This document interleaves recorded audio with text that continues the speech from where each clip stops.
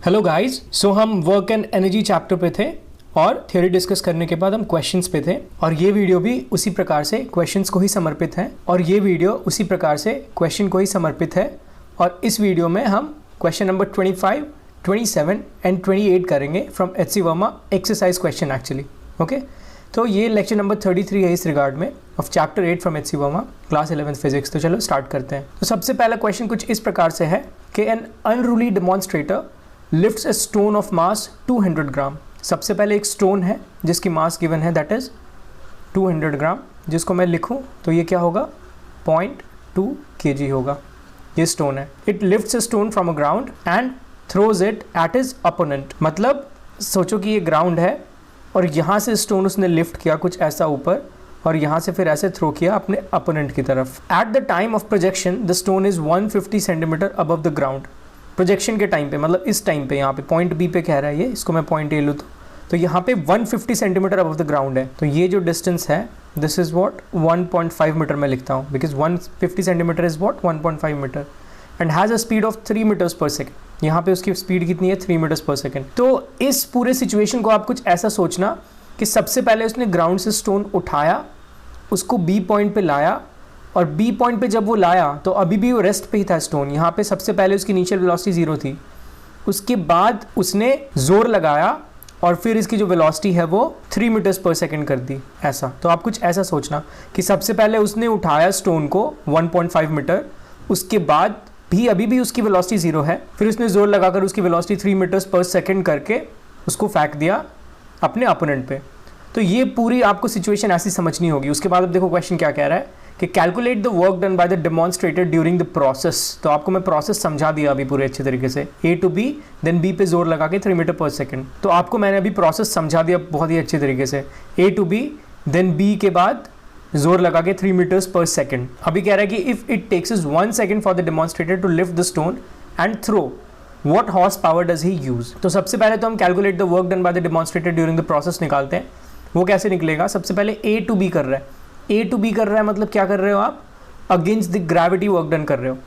Gravity किधर लगेगी नीचे mg स्टोन की, बट आप उसको ऊपर डिस्प्लेस कर रहे हो तो आपको work done against the gravity करना पड़ रहा है। तो आपको फोर्स एक्चुअली ऊपर की तरफ लगाना पड़ रहा है, आप ऐसे स्टोन को ऊपर की तरफ उठा रहे हो। तो अगर इस फोर्स के रिगार्ड में हम वर्क डन देखेंगे तो फोर्स ऊपर है और डिस्प्लेसमेंट भी ऊपर ही है। तो आपको एक्चुअली ग्रेविटी के अगेंस्ट वर्क डन करना पड़ रहा है, बट आप फोर्स अगर जो खुद लगा रहे हो वो देख रहे हो तो आपकी फोर्स और डिस्प्लेसमेंट की डायरेक्शन सेम है।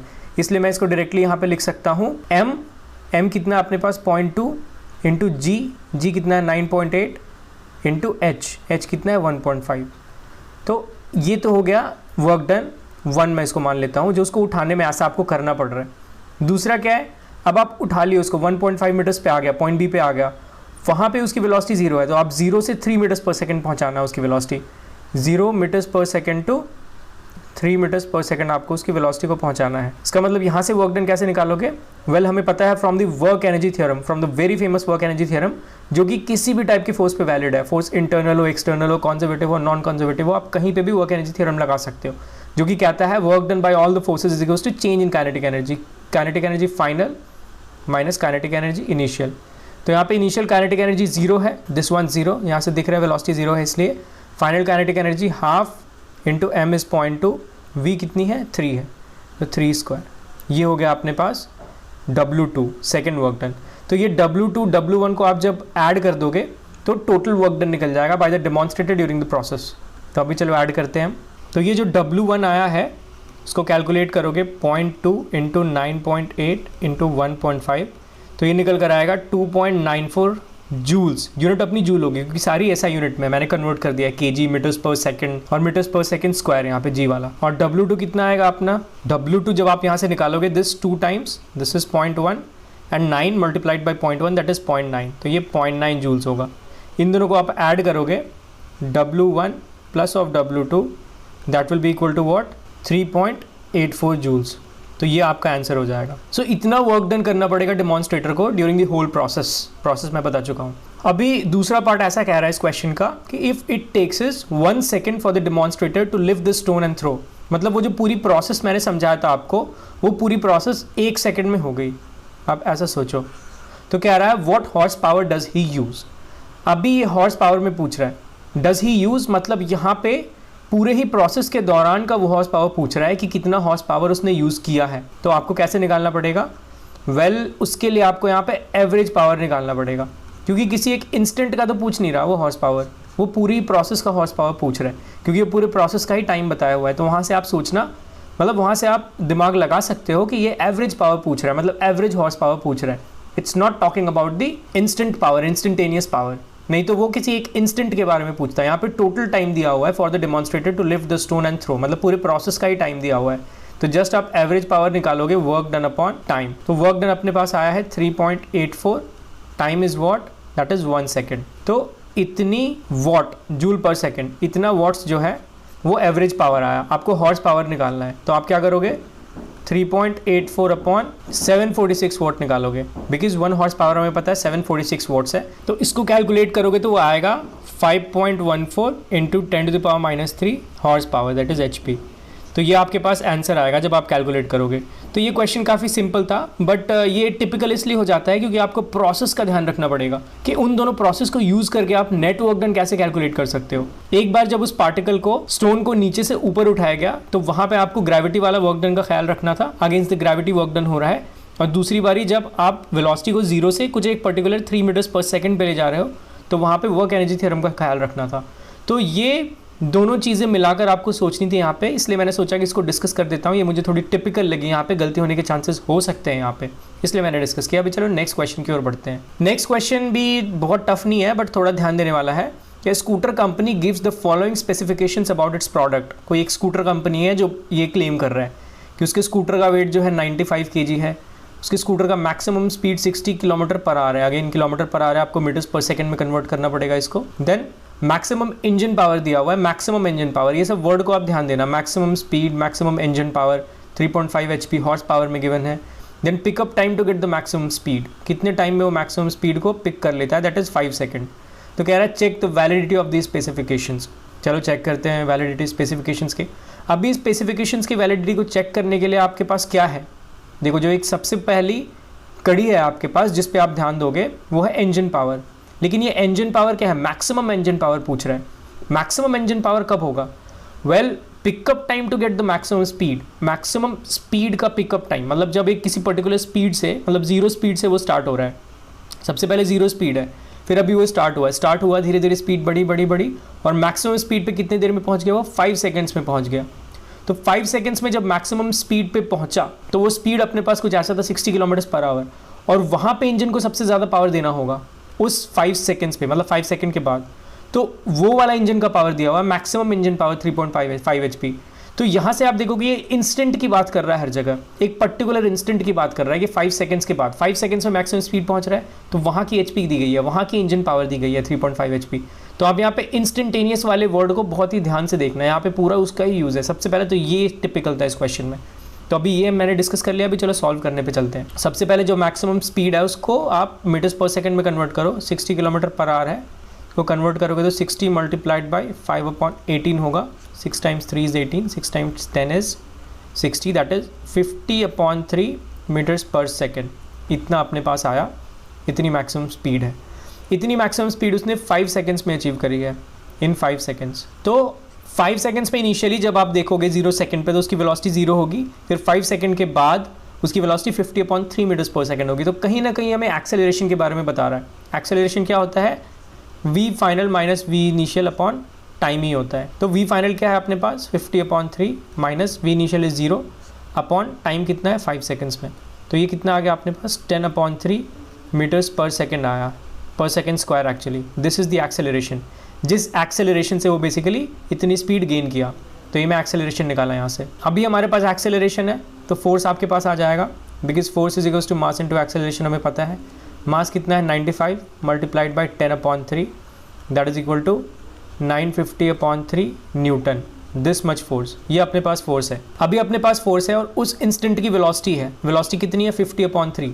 तो फोर्स मल्टीप्लाइड बाई v करूँगा और डायरेक्शन सेम है, तो क्या अपने पास आएगा? इंस्टेंटेनियस पावर आएगा। और वो इंस्टेंटेनियस पावर बेसिकली किस इंस्टेंट का है? जब वो मैक्सिमम स्पीड पे है, तो वो क्या होगा? मैक्सिमम इंजन पावर होगा। तो वहाँ से वो निकाल कर हम इसके साथ कंपेयर करेंगे, देखेंगे कि इतना है, इससे ज़्यादा है, इससे कम है, क्या है।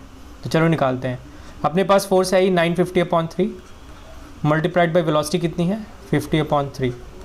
तो ये लेकिन अभी देखो ये अपना किस में आया, ये वॉट्स में आया और यहाँ पे ये हॉर्स पावर में गिवन है, तो आपको इसको डिवाइड बाय 746 भी करना पड़ेगा। तो मैं यहाँ पे सबसे पहले इसको लिखता हूँ, तो क्या होगा अपने पास, ये अपने पास कुछ आएगा 5277.8 वॉट्स। अब इसको जब आप डिवाइड करोगे 746 से तो वो वॉट्स किस में कन्वर्ट हो जाएगा, एचपी में कन्वर्ट हो जाएगा। तो वो आप निकालोगे वहाँ से वो डिवाइड करके, तो अप्रॉक्सीमेटली आएगा 7.1 एचपी। ये जो आप डिवाइड करोगे 5277.8 अपॉन 746 से करोगे तो आपकी जो एचपी आएगी हॉर्स पावर वो 7.1 आएगा। लेकिन यहाँ पे तो गिवन है 3.5 एचपी। तो ये मतलब जो स्पेसिफिकेशन गिवन है, इस स्पेसिफिकेशन के तहत इनकी जो मैक्सिमम इंजन पावर है 3.5 एचपी में ही वो 50/3 मीटर्स पर सेकेंड 5 सेकेंड में पहुँचा दे रहा है। तो ये गलत हुआ ये बात। क्यों? क्योंकि अगर ऐसा आपको चाहिए इस वेट वाली स्कूटर की इतनी मैक्सिमम स्पीड हो जाए इतने पर्टिकुलर सेकंड में, तो आपको कम से कम इतनी एचपी की इंजन देनी पड़ेगी। इससे ज़्यादा जैसे दे सकते हो बट इससे कम दोगे तो नहीं पहुंचा पाएगा वो 5 सेकंड में इतनी मैक्सिमम स्पीड 50/3 और 60 किलोमीटर्स पर आवर। तो ये स्पेसिफिकेशन सही नहीं है, वैलिडिटी इन स्पेसिफिकेशंस की सही नहीं है। ये काफ़ी कम एचपी वाला इंजन दे रखा है, ओवर एस्टिमेट कर रखा है इसने अपने गाड़ी को कि इतनी एचपी की इंजन होगी तब भी वो 50.3 मीटर्स पर सेकंड 5 सेकंड में पहुंचा देगा। तो ये सरासर गलत है, ऐसा नहीं हो सकता। The validity of these specifications are incorrect. चलो नेक्स्ट क्वेश्चन की ओर चलते हैं। जो लास्ट क्वेश्चन है इस एक्चुअली लेक्चर का वो है a block of mass 30 kg is being brought down by a chain. Okay, मतलब कोई अपने पास ऐसा चेन है, समझ लो this is a particular chain, और इससे कोई ऐसे ब्लॉक है अपने पास जिसकी मास m है। m कितना गिवन है, 30 kg गिवन है, और उसको ऐसे नीचे लाया जा रहा है इस मास m वाले ब्लॉक को। If the block acquires a speed of 40 centimetres per second in dropping down 2 metres, मतलब जब h आप 2 मीटर नीचे लेकर जा रहे हो इस ब्लॉक को, तो ब्लॉक कितनी स्पीड एक्वायर कर रहा है, वो स्पीड एक्वायर कर रहा है 0.4 मीटर्स पर सेकेंड का।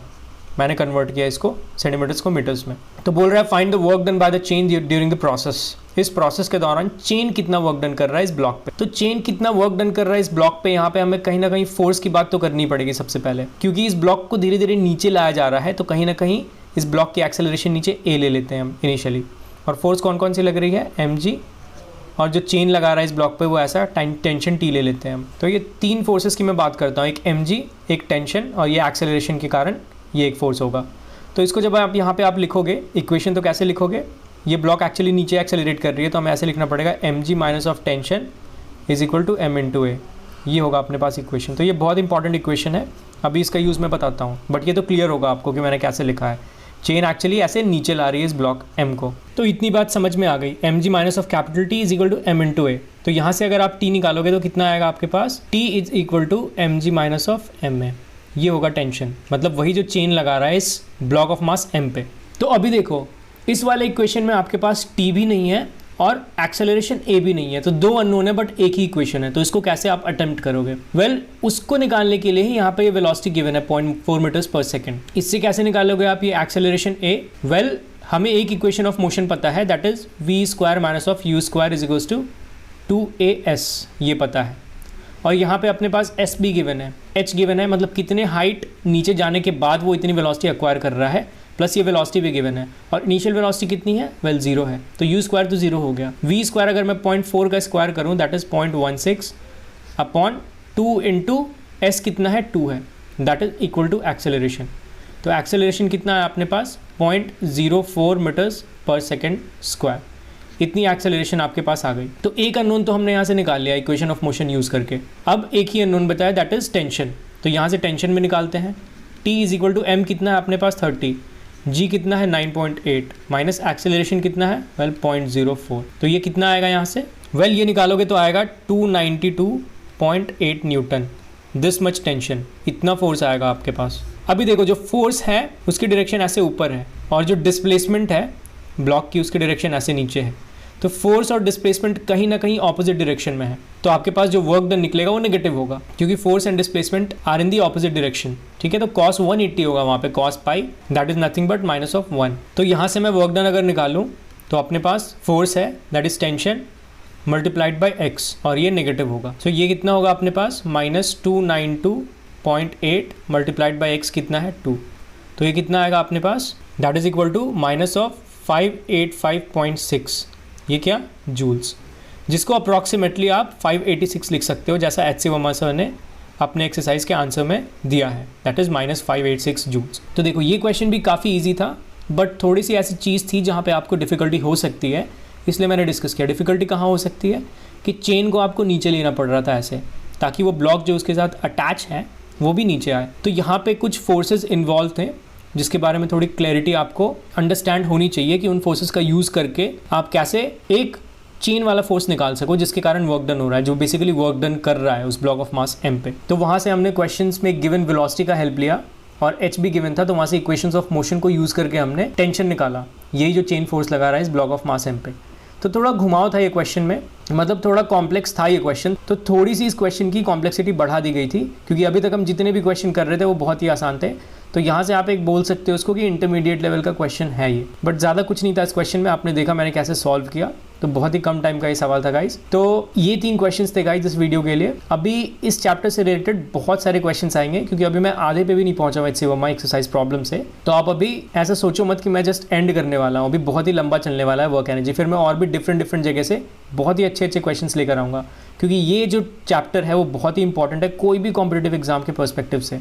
तो ये मैं बहुत ही अच्छे से करवाने वाला हूँ। थ्योरी भी मैंने बहुत अच्छे से करवाई है, आप फिर से देखो थ्योरी को, दोबारा देखो, 3 बारी देखो बहुत अच्छे से। जब तक आपके दिमाग में जाएगा नहीं तब तक आपको क्वेश्चंस देखकर थोड़ा ऐसे स्टार्टिंग में लगेगा कि इसको कैसे अटेम्प्ट करूँ। जब तक थ्योरी बहुत अच्छे से नहीं आपके दिमाग में जाता तब तक पढ़ो थ्योरी को, उसके बाद क्वेश्चन आपको बहुत ही ईजी लगेंगे, टफ क्वेश्चन भी बहुत ईजी लगेंगे गाइज, आप बात मानो मेरी। तो जस्ट रिकमेंडेशन है ये कि आप फिर से थ्योरी को एक बार देखो, अच्छे से समझो गाइज। तो चलो फिर से नेक्स्ट वीडियो में हम क्वेश्चंस के साथ आएंगे, H C Verma exercise problems के साथ आएंगे गाइज। तो तब तक के लिए बाय एंड टेक केयर।